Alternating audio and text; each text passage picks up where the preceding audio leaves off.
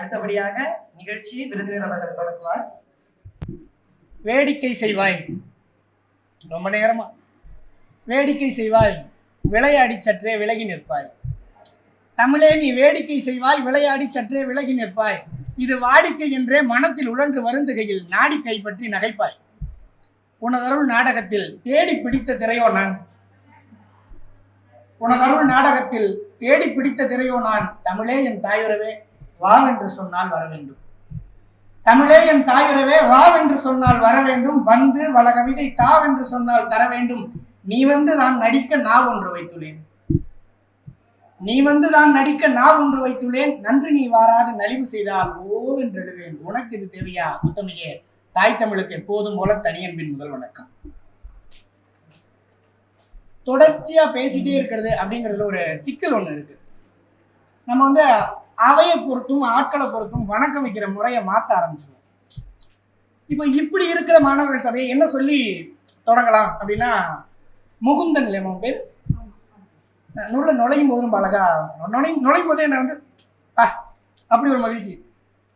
அன்பிற்குரிய தம்பிகளே தங்கைகளே, உங்கள் எல்லோருக்கும் பேரன்பின் வணக்கம். இதை தவிர பொருத்தமா வேற ஒன்று சொல்லி முடியுமான்னு எனக்கு தெரியல.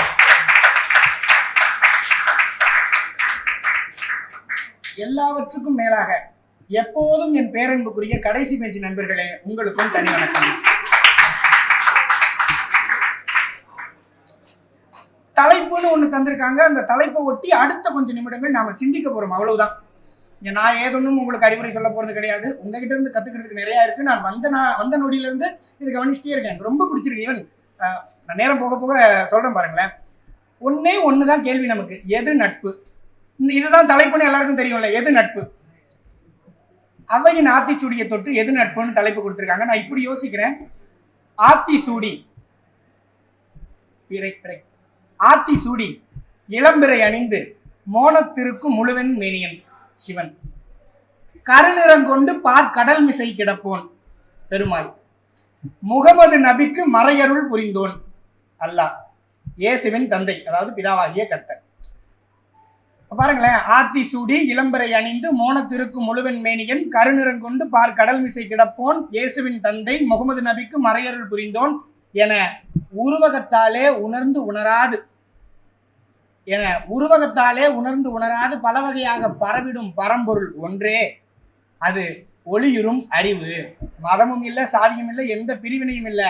மனிதனை இன்னொரு மனிதன் மனிதனாக பார்த்தால் அதுதான் அறிவு. அறிவுங்கிறது ஸ்டேட்மெண்ட். இந்த ஸ்டேட்மெண்ட்டின் செயல் வடிவம் தான் நட்பு. எந்த பிரிவினையும் இல்லாமல் ஒருவனை நான் அப்படியே ஏற்றுக்கொள்ளுகிறேன் இந்த பண்பு தான் நட்பு. இந்த அறத்தின் செயல்பாட்டுக்கு கொடுத்திருக்கிற வடிவ பெயர் நட்பு. இப்போ எது நட்புன்னு இதுல ஒரு கேள்வி வச்சுட்டீங்கன்னா, அதான் சொல்லிட்டீங்களே, எல்லாரையும் அப்படியே உள்ளது உள்ளபடி ஏத்துக்கிட்டா அது நட்பு. சொன்னதுக்கு பிறகு இப்போ அடுத்த 25-30 நிமிஷம் நாம இதை பேசினா ஆகணுமா? அதான் முடிஞ்சிருச்சே, இத்துடன் என் பேச்சை முடித்துக் கொள்ளுகிறேன் அப்படின்னு சொன்னா இங்க இருக்கிற நிறைய பேருக்கு சந்தோஷமாவும் இருக்கும். இவன் அடுத்து என்ன பண்ண காத்திருக்கான்னு தெரியல. ஒண்ணு மட்டும் யோசிச்சு பார்ப்போமே, இந்த உலகத்தில் நமக்கு கிடைத்திருக்கிற எல்லா உறவுகளும் நம்ம அனுமதி இல்லாமல், நம்முடைய எந்த விதமான உத்தரவும் இல்லாமல் நமக்கு வந்து சேர்ந்தது. அது அப்பா அம்மாவாக இருந்தாலும், அப்பா அம்மா மாமா பாட்டி சித்தி சித்தப்பா எல்லாரும். ஆனா நாமே தேர்ந்தெடுத்து கொள்ளக்கூடிய உரிமையையும், தேவையில்லை என்றால் விலகுவதற்கான உரிமையையும் தந்திருக்கிற ஒரே உறவு நட்பு மட்டும்தான். இன்னும் சொல்ல போனால் நட்பு மட்டும்தாங்கிறத கல்லூரி காலத்தில் மட்டும்தான் நாம் பயில முடியும். அதுக்கு பிறகு யோசிக்கத்தான் முடியும்.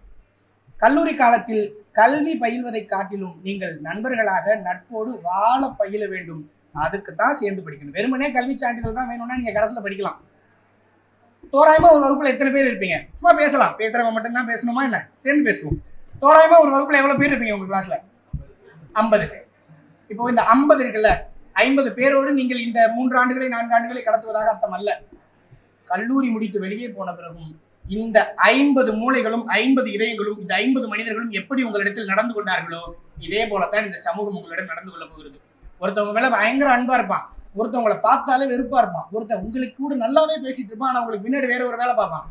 இப்படியான 50-100 மனிதர்களைத்தான் நீங்கள் சந்திக்க போகிறீர்கள். இவர்களை கடந்தும் நட்பாக, நட்புணர்ச்சியோடு, நட்புரிமையோடு வாழ பழகி கொண்டால் இந்த கல்லூரி காலம் நமக்கு நட்பை பயிற்றுவித்திருக்கின்றது பொருள். அப்ப இன்னைக்கு நம்ம பேச போறது இதைத்தான். நட்பு ஒரு ஜேர்னிமா. இது எங்க தொடங்கும்?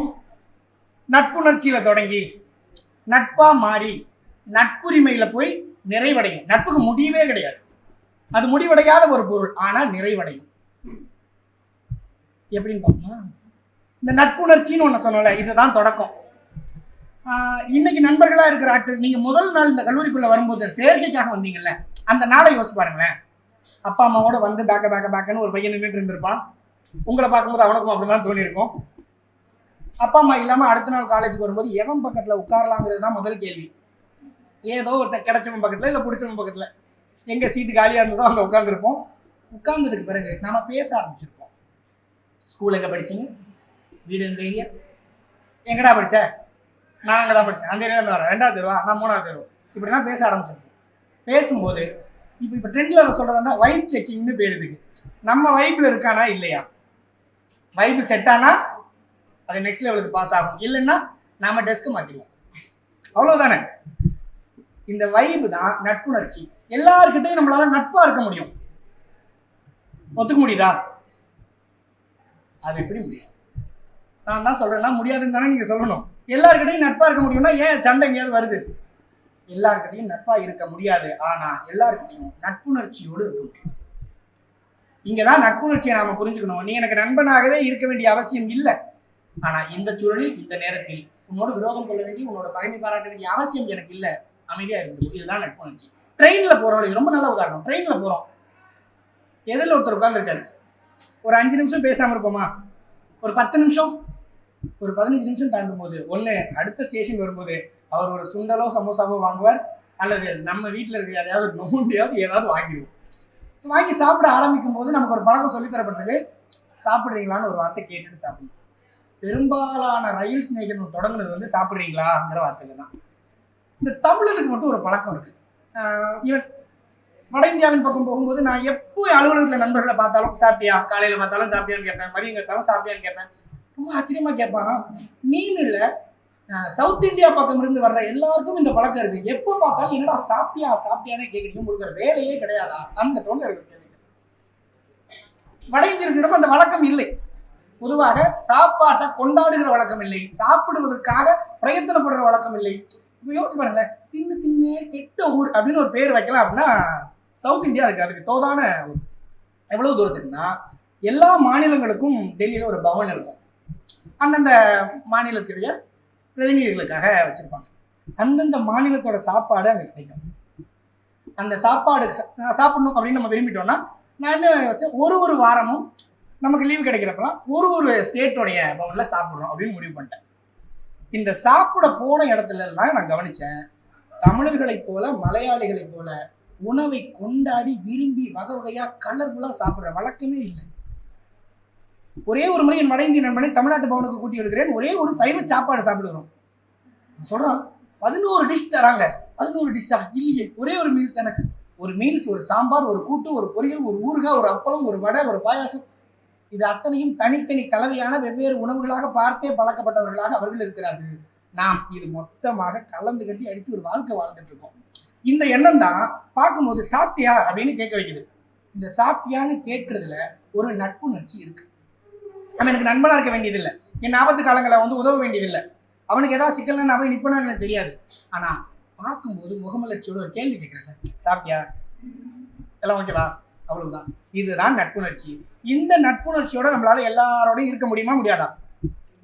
முடியும் தானே. அப்போ நட்புணர்ச்சி எல்லாவற்றுக்கும் பொதுவானது. நட்புணர்ச்சிக்கு வருகிற பதில்களை பொறுத்து வைப் செக்கிங் நடக்கும், வைப் செக்கிங்கை பொறுத்து அது நட்பாக மாறும். இப்ப நட்பா மாறுவது அப்படின்னு ஒரு இடத்துக்கு வந்தாச்சு. இவன் தான் என் நண்பன் அப்படின்னு நான் மனசுல முடிவு பண்ணிட்டேன். கொஞ்ச நாள் போக நல்ல நண்பன் மாதிரி நடந்துக்கலையே. ஒரு பிரச்சனைன்னு வந்தா நிக்கணும்ல. ஃப்ரெண்டுக்கு பிரச்சனைனா விடலாமா? ஏன்னா அமைதியா இருக்கீங்க, அவ்வளவுதான். ஃப்ரெண்டுக்கு பிரச்சனைனா எப்படி இருக்கணுமா? அவசரமா நடந்து போயிட்டு இருக்கோம், பேண்ட் லூஸா இருக்கு, பேண்ட் ரொம்ப லூஸா இருக்கு,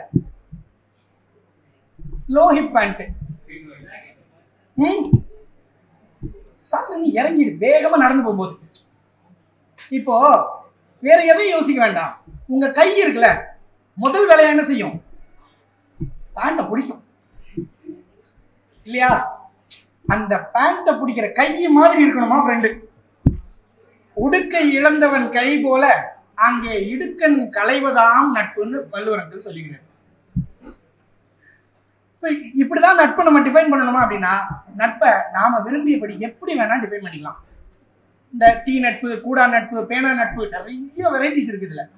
ஆனா எப்படி ஆகணும் நட்பு அப்படிங்கிறத ஒரு இடத்துல நம்ம வந்து இப்படித்தான் இருக்கணும், நட்பு இப்படி இருந்தா இது நட்பு, இல்லைன்னா இது நட்பு இல்லை அப்படின்னு ஒரு முடிவுக்கு வரணும் இல்லையா? அது எங்க இருந்து அப்படிங்கிறத முடிவு பண்ணிட்டோம்னா நாம இன்னைக்கு பேச போற தளத்தை முடிவு பண்ணிடலாம். இப்ப இதுக்கு யாரை துணைக்கு கூப்பிடலாம்? ஆளாளுக்கு நட்பு ஒரு மாதிரி வரையறை பண்ணி வச்சிருக்காங்க. அழகு அதியமான்னு ஒருத்தர் இருந்தார். இப்போ தகடூர்னு ஊரு நம்ம திருப்பூர் இருக்கு இல்லையா, தர்மபுரி இருக்கு இல்லையா, தர்மபுரிக்கு அப்ப தகடூர்னு பேரு. அதோட மன்னனா இருந்தவர் வந்து அதியமான் பரம்பரைகள். இந்த அதியமான் ஔவையார் நெல்லிக்காய், இந்த கதையெல்லாம் கேட்டதுண்டா? அதியமானுக்கு ஔவையார் வந்து ஒரு நெல்லிக்காய் கொடுத்தா, இந்த நெல்லிக்காய் சாப்பிட்டீங்கன்னா நீண்ட நாள் உயிர் வாழலாம், அப்படி ஒரு கதை ஒண்ணு இருக்கு. ரொம்ப சின்னதா அந்த கதையை சொல்றேன். ஔவையாருங்கிறவ ஒரு பாட்டின்னு நாம நம்பிட்டு இருக்கோம். உண்மையில அவ பாட்டி இல்லை. சொல்ல போனா ஔவையார் ஒரு அழகான இளம்பெண். ஔவையாரே சொன்னதுண்டு, மடவரல் வாழ்நுதல் உண்கண் அப்படின்னு அதியமான் வந்து ஔவையாரை பார்த்து பாடினதா புறநானூற்று குறிப்புகள் உண்டு. ஔவையார் பாட்டின்னு நம்ம நம்புறதுக்கு காரணம் வந்து KP சுந்தராம்பாள்னு ஒரு அம்மா. கொடியது கேட்கின் நடிகைகள் வேலாய் இப்பெல்லாம் நம்மளை ஏமாற்றி ஞானப்பழத்தை பிழிந்து ரசம் அன்பினுடன் நாம் உண்ணவும் கொடுத்த நல்ல குருநாதன் இப்படி எல்லாம் நமக்கு புரியாத மாதிரி பேசி ஓகே ஔவையார்னா பாட்டி தான் போல அப்படின்னு நம்ப வச்சுட்டாங்க. உண்மையில் ஔவையார் பாட்டி கிடையாது. ஒரே ஒரு ஔவையாரும் கிடையாது. வரலாற்றில் நிறைய ஔவையார்கள் இருந்திருக்கிறாங்க. அந்த ஔவையாரும் அதியமானும் ஃப்ரெண்ட்ஸ் ஆகுறாங்க. இலக்கியத்தில் காட்டப்படுகிற முதல் besties, boy bestie girl bestie இருப்பாங்கல்ல, அந்த மாதிரியான இலக்கிய பாய் பெஸ்டி கேர்ள் பெஸ்டி. அவங்க எவ்வளவு தூரத்துக்கு பெஸ்டின்னா, இந்த புலவர்களுக்கு ஒரு வேலை உண்டு. எப்பவும் மன்னர்களை போய் பார்த்து அவங்கள பாராட்டி பாடி அவங்க மணமகளுக்கு ஏதாவது பரிசு கொடுத்து அதை வச்சு வாழ்க்கையை நடத்துறது. இதுதான் வேலையே. ஊப்ப தலை கூடி உள்ள பிரிதல் அனைத்தே புலவர் தொழில். சேர்ந்து இஷ்டத்துக்கு பாடிட்டு அப்படியே பிரிஞ்சு போயிடுவானுங்க. புலவர் தொழில் திருக்குறள். இப்போ ஔவையாரும் அதியமான பார்க்க போறாங்க. ஔவையார் கூடவே நிறைய புலவர்களும் வந்திருக்காங்க. எல்லாருக்கும் பரிசெல்லாம் கொடுத்து அனுப்பிச்சாச்சு. ஔவையாருக்கு மட்டும் பரிசு கொடுக்கல. இப்போ ஜெண்டர் ஈக்குவாலிட்டி எப்படி ஒர்க் ஆகுது பாருங்க. இப்போ வந்த ஆண்பார் புலவர்களுக்கெல்லாம் கொடுக்க வேண்டியதை கொடுத்து அனுப்பிச்சிட்டு பெண்பார் புலவியான என்ன மட்டும் அவன் வந்து வேல்யூ பண்ண மாட்டேங்க. என் மீதான மதிப்பு அதிகமானது இல்லைன்னு ஔவையாருக்கும் வந்துருச்சு. வரணும் தானே? இப்போ வரைக்கும் நாம போராடிட்டு இருக்கோம். ஆணுக்கும் பெண்ணுக்கும் பாலின வேறுபாடின்றி சம வேலைக்கு சம ஊதியம் கொடுத்தாக வேண்டும்னு. இந்த ப்ரொட்டஸ்ட் அன்னைக்கே தொடங்கினவ அவை. சரி, ஒன்னு நினைச்சுதான் நான் தமிழ் பாடுறேன்னு நினைச்சிட்டு இருக்கேன். நேரா அவன்கிட்ட கேட்கணும்ல. போனா வாயில் காப்போன்னு கதவை அடைச்சிருக்கான். அந்த பாட்டு ஆரம்பிக்கும் புறநானூறுல, வாயிலோயே வாயிலோயே அப்படின்னு ஆரம்பிக்கும். ரொம்ப அழகான பாட்டு. என்ன சொல்லுவான்னா, நாங்க வரிசையா வந்திருக்கோம் அப்படிங்கிறதுக்காகவே சோத்துக்கு இடம் இல்லாம நான் உங்ககிட்ட வரல. நீ தர்ற பணத்தை வச்சுதான் வாழ்க்கை நடத்தணும்னு எனக்கு அவசியம் இல்லை. இதை உன் மன்னர்கிட்ட சொல்லிக்கொண்டு அந்த வாயில் காப்பவன் கிட்ட சொல்றா. சொல்லும் போது கடைசி அந்த பாட்டோட ஈற்றடி இப்படி முடியும். எத்திசை செலினும் சோறே. சோறு தானே சார் முக்கியம். சங்கம் முக்கியமா சாப்பாடு முக்கியமா? சாப்பாடு. இதையும் தொடங்கினவ அவைதான். எத்திசை செலினும் அத்திசை சோரே. நான் எங்க வேணா போய் பொழைச்சுப்பேன். இந்த கோபம் வந்ததும் அதிகமான காதுக்கு போகுது. ஐயோ நான் அப்படி நினைச்சு பண்ணலையே. இந்த ஃப்ரெண்டை காக்க வைக்கிறதுல ஒரு சந்தோஷம் ஒன்று இருக்கும். அவன் வருவான்னு நமக்கு தெரியும். அவன் வெயிட் பண்ணுவான்னு நமக்கு தெரியும். 2 நிமிஷத்துல வந்துடுறேன்டான்னு சொல்லுவானுங்க. வரவே மாட்டானுங்க. 2 நிமிஷத்துல வந்துடுற மாப்பிள்ளம்பா. போக வேண்டிய வேலை முடிஞ்சு, படத்துக்கு போறதா இருந்தா படம் முடிஞ்சு, வெளியில போறதா இருந்தா வேலை முடிஞ்சு, அவன் மட்டும் வந்திருக்கவே மாட்டான். அப்போ ஃபோன் பண்ணுங்க, 2 நிமிஷத்துல வந்துடுறோம் அப்படின்னு தான் சொல்லுவோம். ஸோ இப்படிதான் இருந்தது. இவன் திரும்பி வந்தான். அதிகமா வந்து, ஐயோ நான் அப்படி நினைக்கல, என்ன பரிசு கொடுத்து உன்னோட தமிழை நான் வேல்யூ பண்ணிடுவேன். உன் தமிழை மதிப்பதற்கு நான் என்ன விலை மதிப்பு கொடுக்க முடியும்? இன்னும் கொஞ்ச நாட்கள் என்னோட அவையில நீ தங்கியிருக்க மாட்டியாங்கிறதுக்காகத்தான் பரிசு தர்றதை காலம் தாழ்த்தினேன் அப்படிங்கிறான். நட்பு சண்டையில தான் ஆரம்பிக்கும். அது ஒரு மாதிரி ஒரு முரண்ல தான் ஆரம்பிக்கும். ஒண்ணு நீ பெருசா நான் பெருசா அப்படி ஆரம்பிக்கும். இல்லைன்னா ஏதோ ஒரு பொதுவான சண்டையில அவனுக்கு உதவுறதுக்கு நாம போயிருப்போம். சண்டையில தான் தொடங்கும். அப்படி சண்டையில தொடங்கிய நட்பு தான் ஔவையாரோடதும் அதியமானோடதும். அதுக்கு பிறகு அதியமானுக்காக மன்னர்களிடம் போர் தூது போறது. The official ambassador of Thagadur. Avvaiyar. ஒரு பெண்பார் புலவர் இவ்வளவு நெருக்கமாக ஒரு ஆண் மன்னனோடு இருந்த காலம், இதை நட்பாக பதிவு செய்து வரலாறு முழுக்க நட்பை நிலைநாட்டிய ஆண் பெண் இணை நட்பு ஔவையாரும் அதிகமானது. இந்த ஆணும் பெண்ணும் நட்பா இருக்கிறது அப்படின்ற ஒரு இடம் வந்துட்டா இன்றைக்கு வரைக்கும் சமூகம் அதை கேள்வியா தான் வைக்கும். அறிவுமதின்னு ஒரு கவிஞர் இருக்காரு, கேள்விப்பட்டிருக்கீங்களா? இப்பவும் நம்ம மத்தியில் வாழ்ந்து கொண்டிருக்கிற புது கவிஞர். ரொம்ப ரொம்ப ரொம்ப அழகா கவிதைகள் எழுதுவார். நட்பு காலம்னு அவரோட தொகுப்பு ஒன்று ரொம்ப சின்னது, வாய்ப்பு கிடைச்சா வாங்கி படிங்க. நட்பு காலம்னு பேரு. அதுல ஒன்று எழுதுவார், நீங்கள் என்ன காதலர்களா என்று கேட்கும் இந்த சமூகத்தில் தான் நாங்கள் இன்னும் நண்பர்களாகவே இருக்கிறோம்னு எழுதுவார். அறிவுமதி என்னுடைய வாழ்க்கையில் நல்ல உதாரணமான நட்பு அது. அறிவுமதி அண்ணன் அப்படின்னு சொல்றோம் இல்லையா, அவருடைய பேர் அறிவுமதியே கிடையாது, அவர் பேர் மதியழகன். அவருக்கு ஒரு நண்பர் தான் அறிவழகன் பேரு. இந்த காலேஜ்ல ட்வின்ஸா திரிவானுங்க. தண்ணி குடிக்க போனாலும் கம்பெனிக்கு கூட்டிட்டு போவான், ரெஸ்ட் ரூம் போனாலும் கம்பெனிக்கு கூட்டிட்டு போவான். இந்த ரெண்டு பேரும் எப்படியாவது பிரிச்சிட முடியாதான்னு ஸ்டாஃப் எல்லாம் திட்டம் போட்டு நீ அங்க உட்காரு, நீ இங்க உட்காரு, என்னென்னவோ பண்ணுவாங்க. பிரேக் முடிஞ்சு வரும்போது அவங்க ரெண்டு பேரும் ஒன்னா தான் இருப்பாங்க. அப்படி ரெண்டா திரியிறது இருக்குல்ல, அந்த மாதிரி இருக்கிற பசங்க போல வச்சுக்கோங்க. அறிவுமதி அண்ணனும் அறிவழகனும் மதியழகனும் ஒரு புள்ளிக்கு பிறகு வளர்ந்து காலேஜ்லாம் முடிச்சதுக்கு பிறகு இயல் வாழ்க்கையை நோக்கி நகரணும்ல. நமக்கு பிடிச்ச ஒரு ஸ்ட்ரீமை சூஸ் பண்ணணும், நான் எதில் தனித்துவமாக இருக்கணும், அதை வெளிப்படுத்த தொடங்கணும். அதை வெளிப்படுத்தும் போது அதை ப்ராடக்டாக கொண்டு வரணும். அது ஒரு பொருள் ஆகணும், அது ஒரு குவான்டிஃபைபிள் பொருள் ஆகணும், அது ஒரு எண்ணத்தக்க பொருளாக மாற்றணும். இப்போ இப்படி வரும்போது தனக்கு ஒரு பேர் வச்சுக்கணும்னு மதியழகன், எவ்வளவு மதியழகன் இருப்பாங்க, அப்போ தனித்துவமான ஒரு பேர் வேணும்னு நினைக்கிறாரு. அப்போ முடிவு பண்றாரு, காலேஜில் கேட்கும் போதே பா அறிவுமதி எங்க அப்படின்னு கேட்டதுதான் வழக்கம். தன் பெயரும் காலம் முழுக்க நண்பனோடு சேர்த்து அறிவுமதினே என் பேர் இருக்கட்டும்னு முடிவு பண்ணிட்டார். அன்னையில இருந்து இன்னைக்கு வரைக்கும் அறிவுமதிங்கிற பேர்ல தான் கவிதைகள் மொத்தமும் எழுதிட்டு இருக்காரு. நட்பு இப்படித்தான் நினைவு நிற்கும். இதுதான் நட்புங்கிற ஃபேஸ்ல இருந்து நட்புரிமை அப்படிங்கிற இடத்துக்கு நகரும். இப்ப நட்புணர்ச்சியில ஆரம்பிச்சோம். ஒருத்தரை பார்த்ததும் ஒரு உணர்ச்சி, நல்லா இருக்கு, இது நல்லா இருக்கா இந்த பையன், என்கிட்ட பேசலாம், நாளைக்கு வெளியில போகாம, இப்படி தொடங்குற நட்புணர்ச்சி நட்பாக மாறுகிற போது அந்த ட்வின்ஸ் மாதிரியான டுகெதர்னஸ், அந்த ஒருங்கிணைவு இருக்கும். அதற்கு பிறகு வாழ்க்கையை நோக்கி நகர்கிற போது நட்பு கொஞ்சம் வழிவிடும். நட்பு வழிவிடும், இல்லை என்றால் நட்பு வழிவிட வேண்டும்.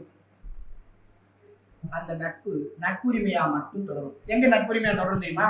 என் வீட்டுல விசேஷம் வச்சிருக்கேன், இன்னும் வரல, உங்க வீட்டுல ஏதோ விசேஷம் நடந்திருக்கு சொல்லல, உன் தங்கச்சி கல்யாணமாமே, தகவலே வரல. இப்படி அது உறவு நோக்கி நகரும். உறவு எல்லாம் நட்பாக முடியாதான்னு யோசிச்சுக்கிட்டே இருக்கும். உங்கள் நட்பு உறவாக மாறிக்கொண்டே இருக்கும். இப்படித்தான் ஒரு நட்பு தொடங்கி நிறைவடையும். அது முடிவே அடையாது, அது நிறைவடையும். நட்புணர்ச்சி, நட்பு, அதற்கு பிறகான நட்புரிமை. இத எங்கிருந்து எப்படியாக எடுத்துக்கொள்வது என்பதில் நமக்கு தெளிவு இருந்தால் நட்பு குறித்த புரிதல் நமக்கு இருக்கிறது என்று அர்த்தம். இப்ப இந்த புரிதலை எங்க இருந்து எடுக்கிறது? இப்ப நட்புனா இன்னதுதான், ஆபத்துனா உதவணும், வரணும் அப்படி ஒருத்தனை எப்படி கண்டுபிடிக்கிறது? ஆமா, தொடங்கும் போது எல்லார்கிட்டையும் நட்புணர்ச்சியா இருந்து அதுல ஃபில்டர் போட்டுதான் நம்ம நண்பனை கண்டுபிடிக்க முடியும் அப்படின்னு எல்லாம் சொல்லிட்டு, இது சரி சரியில்லை அப்படின்னு முடிவெடுத்தா தப்பு இல்லையா? நண்பன் ஒருத்தனை சொல்லிட்டு நாளைக்கு அவன் பிரச்சனை பண்றாங்கிறதுக்காக விலகலாமா? விலகலாம். கண்ணதாசன் அவசியம் கண்டிப்பா தெரிஞ்சு, கண்ணதாசன் தெரியும்ல, அவர் அரசியல் கட்சிகள்ல இந்த கட்சியில இருந்தாங்க, அந்த கட்சியில இருந்தீங்க, இப்படி மாறிட்டே இருப்பார். அப்போ கேக்குறாங்க, நல்ல நண்பன் சொன்ன போன மேடையில இப்ப திட்ட, இப்ப விலகிட்டேன், நான் என்னப்பா பண்ண முடியும்? நல்லவன் நினைச்சு பழகுறேன், பழகி பார்த்த பிறகுதான் தெரியுது இல்ல நான் அவ்வளவு நல்லவனா இல்லையே. அதுக்கு அவர் எழுதுவாரு, மானிடரை பாடி அவர் மாறிய பின் ஏசுவதன் வாடிக்கையான பதிகம், மலையளவு தூக்கி உடல் வலிக்கும் வரை தாக்குவதில் மனிதரில் நான் தெய்வ மிருகம் எழுதுவேன். வார்த்தை விழுறதெல்லாம் கண்ணதாசனை ரசிச்சுக்கிட்டே இருக்கலாம். அப்ப நட்பை விட்டு விலகலாமா அப்படின்னா ஆம், விலகலாம். எப்படியான நட்பா இருந்தா விலகலாம்? அதுக்கு வள்ளுவர் ஒரு கிளாசிபிகேஷன் தராரு. இந்த பிரிவுகள் என்னவா இருக்கு? வள்ளுவருக்கு ரொம்ப எளிமையா ஒரு 7 வார்த்தையில எவ்வளவு பெரிய தத்துவத்தையும் அடக்கிவிடக்கூடிய ஒரு ஆற்றல் உறுதிய புலவர். யார் ஒருத்தரும் சொல்லிவிட முடியாத அளவுக்கு, யோசிக்க முடியாத அளவுக்கு எழுதுவார். இந்த வாய்மைனா என்னடா அப்படின்னு அவர்கிட்ட கேட்கும்போது அவர் அப்படி எழுதி இப்படி எழுதி என்ன சொன்னாலும் இவங்க ஒத்துக்க மாட்டானுங்க. ஏன்னா ஒருத்தனும் ஒரு டெஃபினிஷன் வச்சிருப்பான். அப்போ யாம் மெய்யா கண்டவற்றுள் இல்லை வாய்மையில் எனைத்தொன்றும் நல்ல பிறையப்பா. வாய்மைனாலே நல்ல விஷயம்தான், நான் பார்த்துட்டேன், நீ பார்க்கன்னா அது என்னன்னு வச்சுக்கோ. இந்த ஒரு சொல்ல போடும்போது அந்த சொல்ல தூக்கிட்டு வேற ஒரு சொல்ல போடவே முடியாத அளவுக்கு எழுதுற அளவுக்கு வலிமையான பொருள். ஆனா வள்ளுவருக்கு ஒரு சிக்கல் இருந்துச்சு. அவரால் நட்பை அவ்வளவு ஈஸியா எளிமையா சொல்லிட முடியல. நட்புன்னு ஒரு அதிகாரம் வைக்கிறார், 10 குறள் எழுதியாச்சு. முகநக நட்பது நட்பன்று நெஞ்சத்து அகநக நட்பதே நட்பு. சரி, ஆனா நம்ம பாட்டுக்கு இப்படி சொல்லிட்டோம். நட்புன்னு ஒண்ணு வைக்கிறான்னா அந்த நட்பு எப்படியாப்பட்டதுன்னு ஆராய்ந்து பார்க்க வேண்டிய அவசியம் இருக்கா இல்லையா? சரி, ஓகே. நட்பாராய்தல்னு ஒரு அதிகாரம் வைக்கிறார். நட்பு, நட்பு ஆராய்தல். இப்போ நட்பை ஆராய்ந்து பார்த்தா நமக்கு 2 முடிவு வரலாம். ஒண்ணு, இது நல்லா இருக்கு அல்லது நல்லா இல்லை, இந்த நட்பு வேணும் அல்லது இந்த நட்பு வேண்டாம், ஏதோ ஒண்ணு தானே. வேற ஏதாவது முடிவு வருமா? ரைட். அதுக்கு பேர் வைக்கிறார்.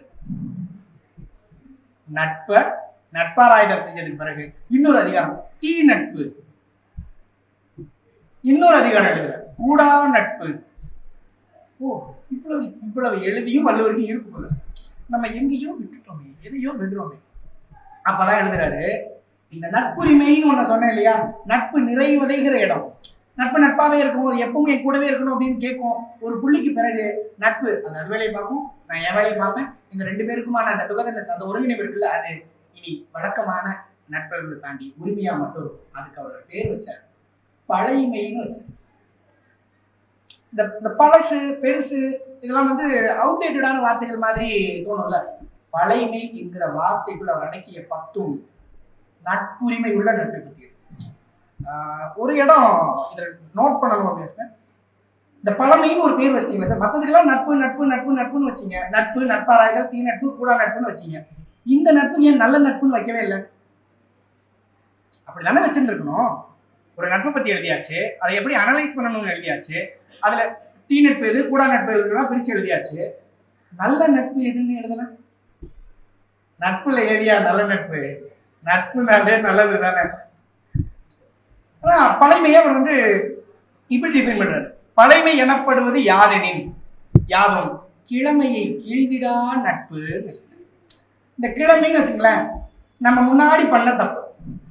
அன்னைக்கு நீ அப்படி பண்ணியே, அன்னைக்கு ஞாபகம் இருக்கா? போன வாரம் நீதான் வரேன்னு சொல்லிட்டு 5 நிமிஷத்துல வரவே இல்லை. நான் எவ்வளவு நேரம் வெயிட் பண்ண தெரியுமா? பழச முடிஞ்சு போனத எதெல்லாம் கீறி கீறி கீறி பிரச்சனை பண்ணலையோ அதெல்லாம் நட்பு. அப்படி இருக்கிற நட்பு தான் நட்புறவாக தொடரும் எழுதினார். கிழமையை கீழ்ந்திடா நட்பு. அப்ப எப்படியான நட்பு நமக்கு இருக்கணும்? நட்பாராய்தலுக்கு பிறகு அது தீ நட்பாகவோ கூடா நட்பாகவோ இல்லாத போது, அது உரிமை பேணுகிற நட்பாக இருக்கும்போது, அது நமக்கு ஆபத்து காலங்களில் நிற்கும் போது இந்த நட்பு ஏற்றுக்கொள்ளக்கூடிய நட்பு. சரி, இப்படியெல்லாம் பேசும்போது உங்க யாரும் இப்படி தோணுதா? ரொம்ப நேரமா நமக்கு அதுக்கு ஒரு நல்ல நட்பா இருக்கணும், நமக்கு பிரச்சனை வரும்போது நிக்கணும், இப்படியெல்லாம். நாமும் அதே போல இருக்கும் பட்சத்தில் தான் அது நட்பு, இல்லை என்றால் அது கூடா நட்பு. உரின் வருவதும் பெரின் வருவதும் நட்பு அல்ல, அது கல்வத்தனம் அப்படிங்கிறாரு வள்ளுவர்.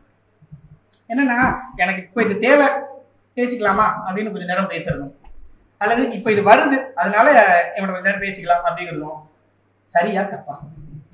எனக்கு ஒண்ணு கிடைக்குதுங்கிறதுக்காக நான் ஒருத்தர்கிட்ட பேசுறது சரியா தப்பா? அவ்வளவுதான்.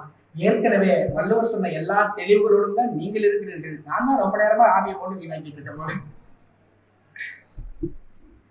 இந்த கூடா நட்பு அப்படின்னு வரும்போது அதை மட்டும் என்னவா எழுதுறதுன்னு வள்ளுவருக்கு குழப்பம். என்ன சொன்னா சரியா இருக்கும்? இவன் கூட சேரக்கூடாதுப்பா அப்படி ஒருத்தரை ஒண்ணு சொல்லி அதை கூடா நட்புன்னு சொல்ல முடியுமா? வள்ளுவரால முடிஞ்சது. என்ன சொன்னாரு? அவன் வாமாப்ல அப்படின்பான், வாமச்சி அப்படின்பான். ஆனா அந்த தொழுத கையுள்ளும் படை ஒடுங்கும்னு எழுதினார். ரொம்ப மரியாதையா வணக்கம் வைக்கிற மாதிரி தெரியும், அதுக்குள்ள ஒரு ஆயுதம் இருக்கும். தொழுத கையுள்ளும் படை அடங்கும் அன்னார் அழுத கண்ணீரும் அனைத்து. அவனை கும்பிட்டு கூப்பிட்டாலும் சரி, உங்ககிட்ட நீலி கண்ணீர் வடிச்சாலும் சரி, அது 2மே ஆயுதம் தான். அவன்கிட்ட கவனமா இருக்கு. எது நட்புன்னு கேள்வி கேட்டு அடுக்க போனா நமக்கு ஆயிரம் விளக்கங்கள் வரும். தமிழ்ல அப்படி ஒரு வளமை இருக்கு. ஆனா இது எல்லாவற்றையும் கடந்து இன்றைக்கு இருக்கிற தற்கால சமூகத்துக்கு பொருந்தி போகிறதா இல்லையா அப்படிங்கிறது தான் இந்த இலக்கியங்களை படிக்கிறதுக்கான நோக்கம் எல்லாம். இலக்கியத்துல சொல்லியிருக்கு அப்படிங்கிறதுக்காகவே நம்ம முழுமையா ஏற்றுக்க வேண்டிய அவசியம் இல்லை. யாரோ ஒருத்தர் மேல வந்து நிற்கிறார் பேசுறாருங்கிறதுக்காகவே அவர் சொல்ற எல்லாத்தையும் ஏற்றுக்க வேண்டிய அவசியம் இல்லை. உங்கள் அறிவுக்குட்பட்டு நீங்கள் சிந்தித்து உங்களுக்கு அது சரி என்று பட்டால் அதை பின்பற்ற வேண்டும். இப்ப இன்னைக்கு வச்சுக்கோங்களேன், இந்த கூட நட்புக்கு நிறைய விளக்கங்கள் சொல்லலாம், இலக்கியமா நிறைய விளக்கங்கள் இருக்கு. அதை கடந்து நேரடியா இப்ப நடக்கிற ஏதாவது ஒன்று பேசணும் அப்படின்னு நினைக்கிறேன். பத்தனம்திட்டான்னு கேரளா கிட்ட ஒரு ஊர் இருக்கு, நீங்க கேள்விப்பட்டிருக்கலாம். நேற்றோ வந்த செய்தி, ஒரு பொண்ணு இன்ஸ்டாகிராம்ல நட்பா ஒரு பையனோட பழகுறா. அந்த பையனோட கேள்விப்பட்டீங்களா? அழகு. இன்ஸ்டாகிராம்ல நட்பா பழகுறா. இந்த நட்பை காதல் அப்படின்னு அந்த பையன் சொல்றான். இந்த பொண்ணு இந்த நட்பை காதல்னு நம்புது. அதன் அடிப்படையில அவன் ஒண்ணு கேட்கிறான், தன்னுடைய அந்தரங்கமான புகைப்படங்களை அனுப்ப சொல்லி கேட்கிறான். ஒரு நிர்பந்தத்தின் பேர்ல அந்த பொண்ணும் அனுப்புது. இந்த பையன் அவனுடைய கூடா நட்பு கூட்டம் ஒண்ணு இருக்குல்ல, அந்த இடத்துல பசங்க என்ன சொல்லியிருந்திருக்கணும்?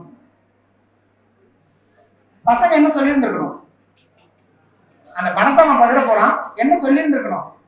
இல்ல இப்ப நீங்க பதில் சொல்லிருந்தோம், அவ்வளவுதான், அது தப்பு, வேண்டாம், அது சொல்லியிருந்திருக்கணும்.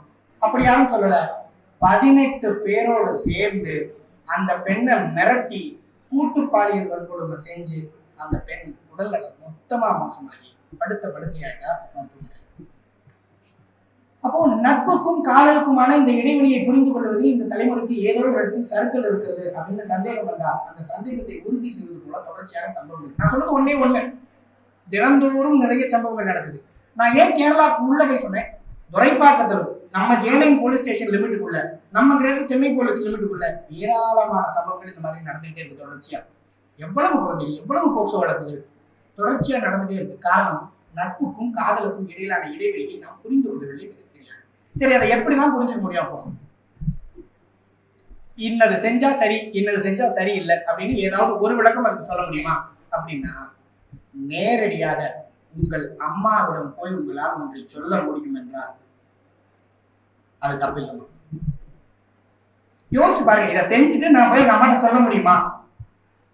சொல்ல முடியும்னா தாராளமா செய்யுங்க. இல்லை என்றால் யாராவது உங்கள் நண்பர்கள் அதை செய்வதாக இருந்தாலும் தடுத்து விடுங்கள். அவன் தான் நண்பன்.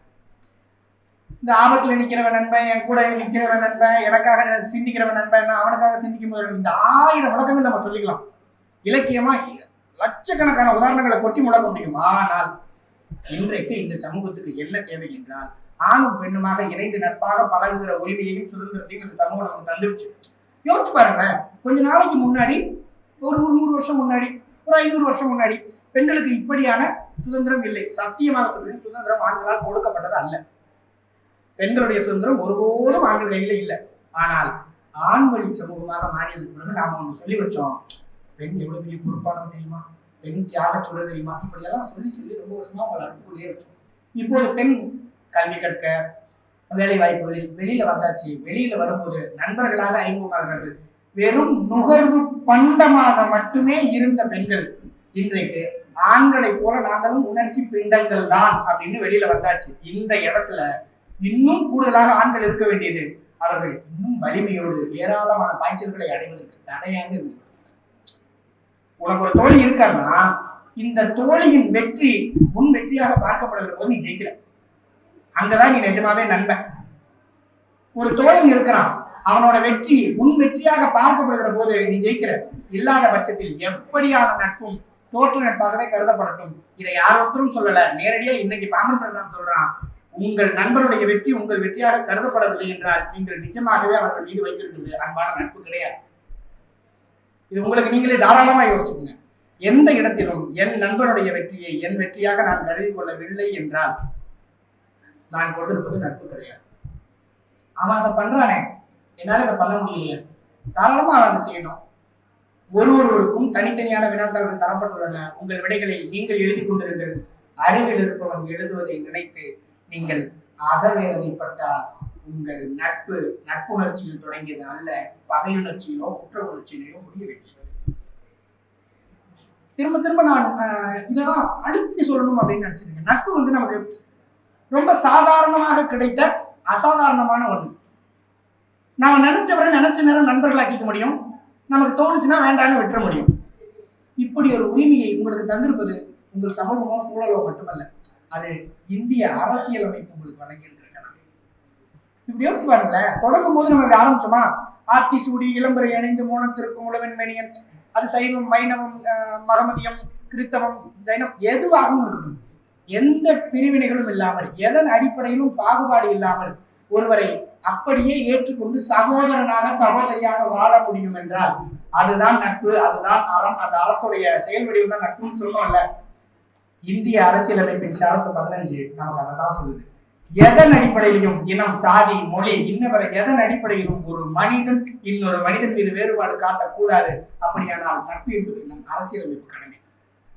சுற்றி இருக்கிற எல்லோரிடத்தும் நட்புணர்ச்சியோடு இருங்கள். உங்களுக்கு விரும்புகிற எல்லோரிடத்தும் நட்பாக இருங்கள். இந்த நட்பையும் நட்புணர்ச்சியையும் ஆக்கப்பூர்வமாக பயன்படுத்துங்கள். வாழ்க்கையில் வெற்றி எப்போதும் நம்முடையது. நல்ல வாய்ப்புக்கு நன்றி. வணக்கம்.